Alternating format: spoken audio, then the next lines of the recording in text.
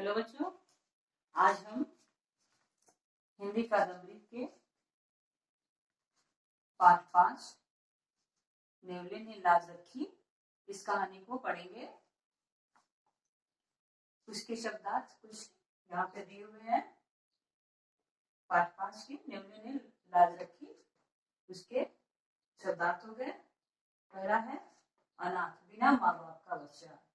दूसरा है कुरूप यानी बदसूरत। तीसरा है असीम, जिसकी सीमा न हो, बेहद। चौथा है रक्षा यानी बचाव, सुरक्षा। पांचवा है करैत, सांपों की एक प्रजाति जो काला और बहुत ही जहरीला होता है। छठा है दया, करुणा, रहम। सातवां है मूर्ख, मूढ़, नासमझ। आठवां है समीप यानी निकट। नौवां है बावली, पागल, पगली। तो ये आपके शब्दार्थ हो गए। अब हम कहानी पे चलते हैं, कहानी को पढ़ते हैं और उसको समझने की कोशिश करते हैं। कहानी का नाम है नेवले ने लाज रखी। ध्यान से देखेंगे तो कहानी है आपका, एक भरा पूरा नगर था। एक जो बहुत बड़ा भरा पूरा संपन्न नगर था, शहर था, जहां एक पंडित रहता था। जहां पे कौन रहता था? एक पंडित रहता था। उसका नाम देव शर्मा था। उसका नाम क्या था? देव शर्मा। तो देव शर्मा नाम का एक पंडित एक भरे पूरे शहर में रहता था, नगर में रहता था। उसकी पत्नी को बच्चा होने वाला था। समय आया, उसने एक बच्चे को जन्म दिया। समय आने के बाद किसने? पंडित की पत्नी ने एक बच्चे को जन्म दिया। वही घड़ी थी जब एक नेवली को भी बच्चा हुआ। वही समय था, उसी समय में जब पंडित की पत्नी को बच्चा हुआ, उसी समय एक नेवली ने भी अपने बच्चे को जन्म दिया। बच्चे को जन्म देते ही नेवली मर गई। बच्चे को जन्म देते ही नेवली जो थी मर गई। नेवली का शिशु अनाथ हो गया। नेवली का जो शिशु था, बच्चा था, वो अनाथ हो गया। क्यों अनाथ हो गया? क्योंकि उसकी माँ नेवले के का जो बच्चा था, उसकी माँ मर चुकी थी, इसलिए वो अनाथ हो गया। पंडिताइन को दया आ गई। इतना देखी जब पंडिताइन, तो उसको दया आ गई। वह छोटे नेवले को घर ले आई। वह छोटे नेवले यानी बच्चे नेवले को अपने घर ले आई। कौन? पंडिताइन। अपने बच्चे के साथ साथ उसे भी दूध पिलाती। अपने बच्चे को दूध जब पिलाती थी तो पंडिताइन नेवले के बच्चे को भी अपने बच्चे के साथ ही दूध पिलाती थी।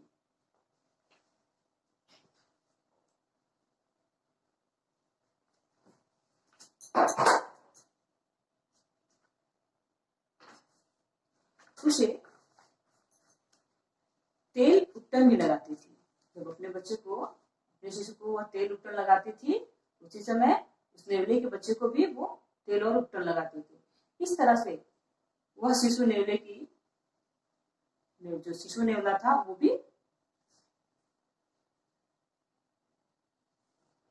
की भी माँ बन गई। कौन? पंडिताइन। उस नेवले शिशु का की भी माँ बन गई पंडिताइन। उसने मन ही मन, उसके भी मन में ममता थी।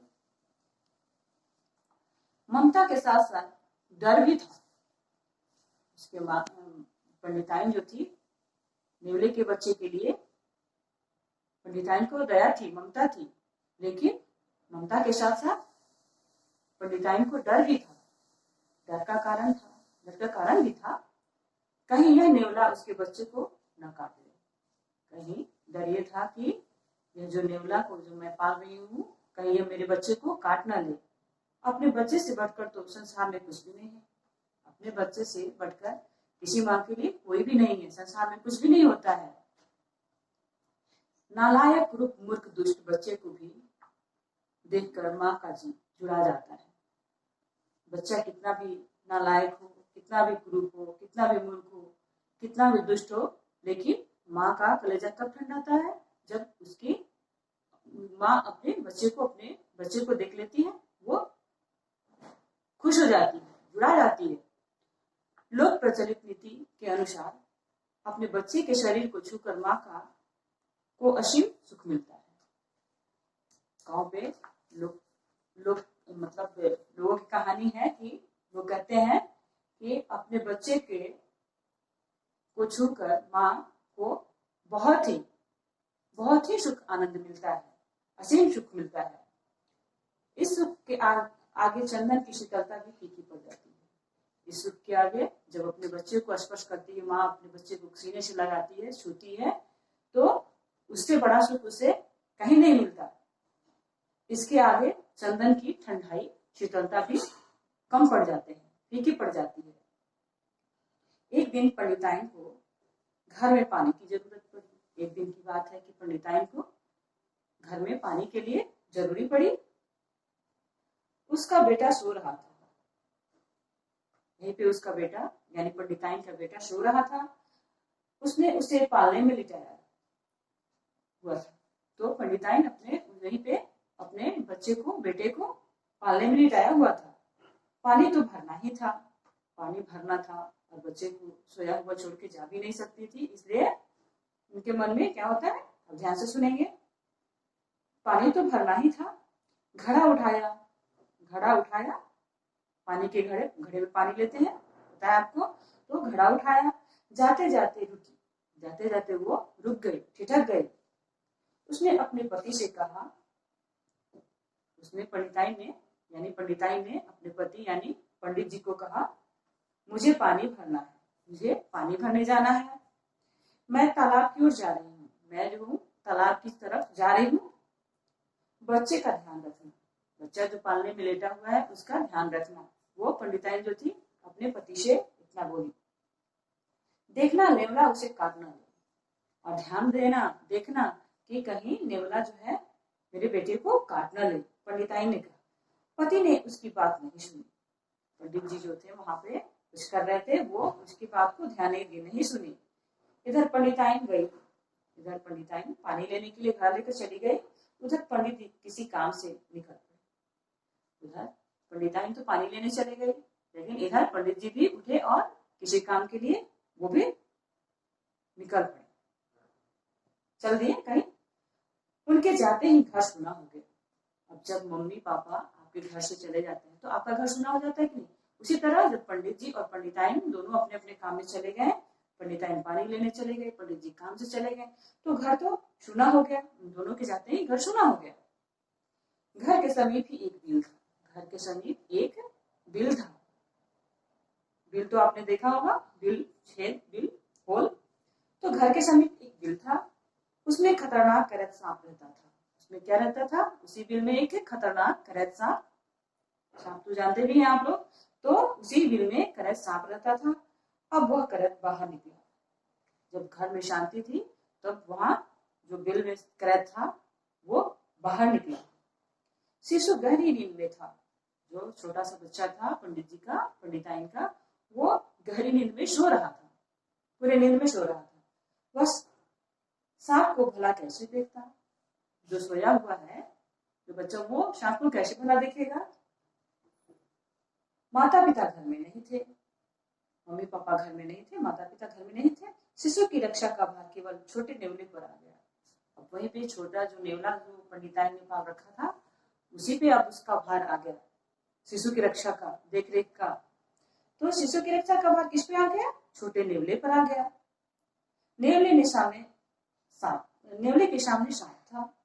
नेवला जो था, जो शिशु की रक्षा के लिए था, देख रहा था, रक्षा कर रहा था, वो उसके सामने सांप था। सांप उसका जन्म का बैरी होता है। नेवले और सांप में दुश्मनी होती है, जन्म से बैरी होता है, ये तो आप जानते हैं।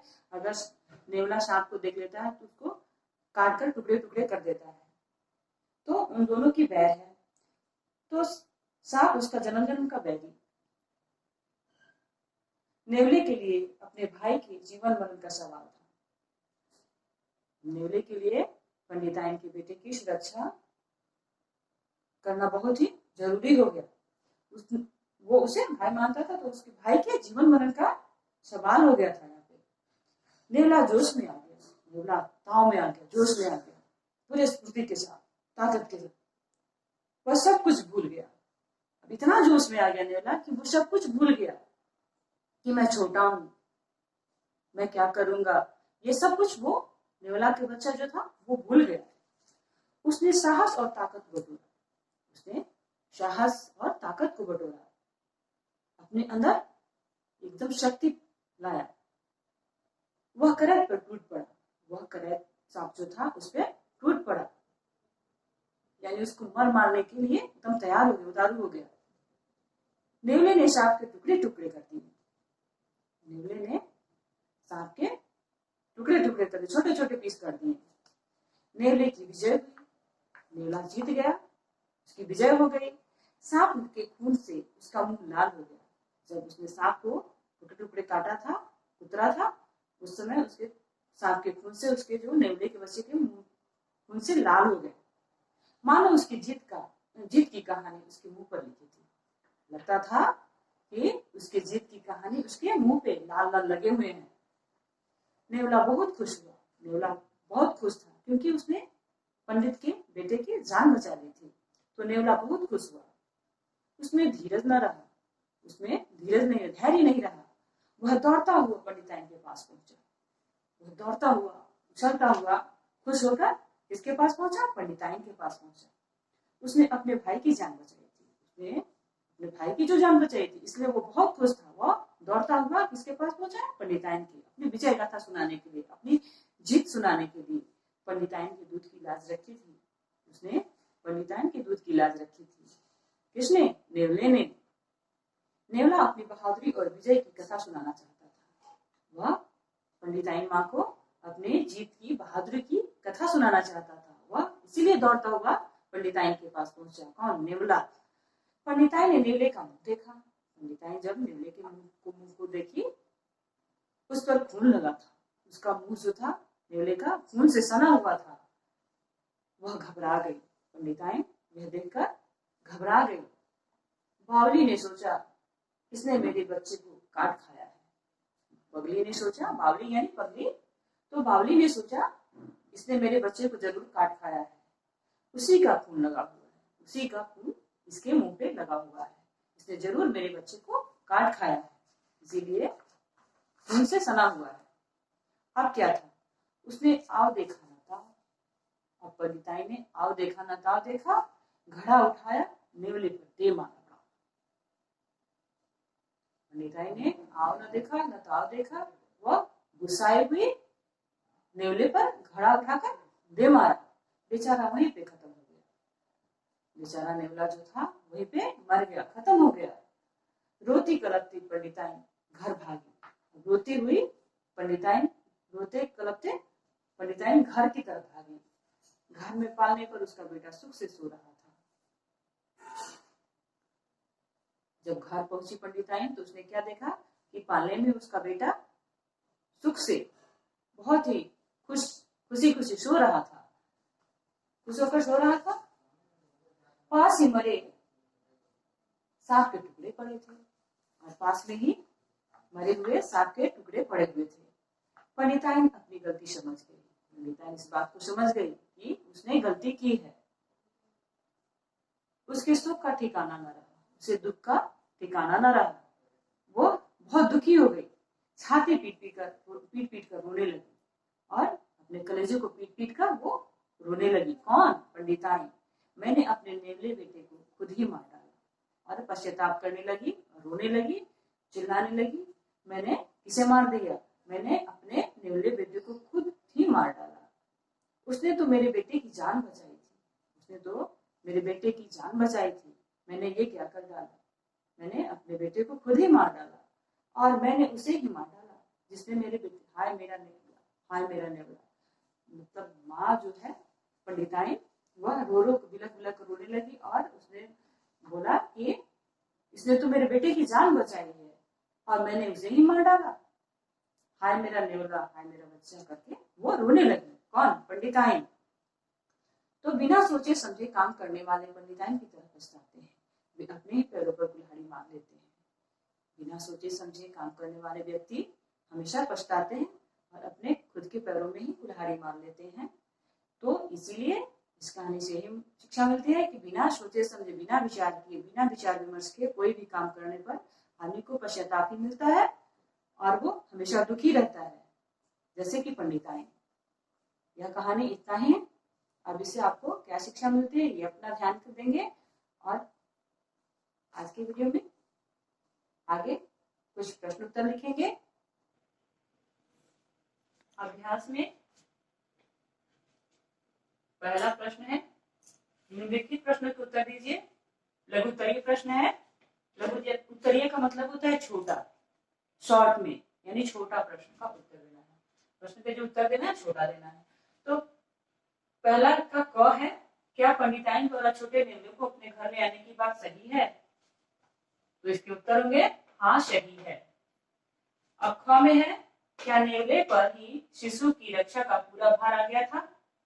इसके उत्तर है हाँ, पूरा भार नेवले पर ही आ गया था। ग में है, क्या बिना सोचे समझे काम करने वाले व्यक्ति हमेशा पछताते हैं? इसके उत्तर है हाँ, वैसे व्यक्ति हमेशा पछताते हैं। ये आपके प्रश्नों के उत्तर हो गए, जो कि लघु उत्तरीय है। इसको छोटा करके बताया गया है। आज की वीडियो में इतना ही। धन्यवाद।